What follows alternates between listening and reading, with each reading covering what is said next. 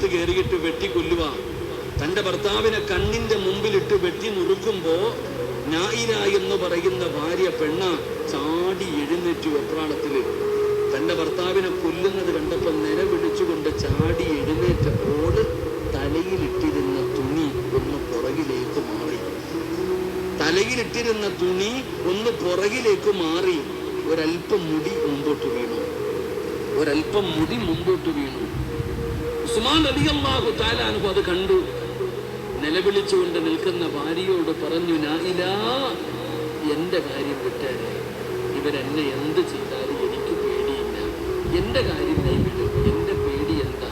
നിന്റെ തലമുടി അങ്ങ് വീശുന്നു. നായില, നിന്റെ തലമുടി പുറത്തു കിടക്കുന്നു. അത് നിന്റെ ഔറത്താണ് നായില. ഈ അന്യ പുരുഷന്മാര് നിന്റെ മുടി കാണുന്നതാ എനിക്ക് പേടി. അല്ലാതെ ഇവരെന്നെ കൊല്ലുന്നതിലല്ല. ഇവരെന്നെ കൊന്ന എനിക്ക് സ്വർഗം കിട്ടും.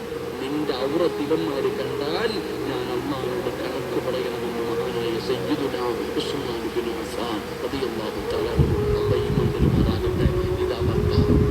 ഇതാണ് ഭർത്താവ് മരിക്കാൻ കിടക്കുന്ന സമയത്തും തൻ്റെ ഭാര്യയുടെ തലമുടി ഒന്ന് പുറത്തു കണ്ടപ്പോൾ അവിടെ നിന്ന് പറഞ്ഞു, അല്ലാഹുവിനെ പേടിക്കാൻ. ഇതാകണം ഭർത്താവ് തൻ്റെ ഭാര്യയ്ക്ക് കൊടുക്കേണ്ട ഉപദേശങ്ങൾ കൊടുക്കണം.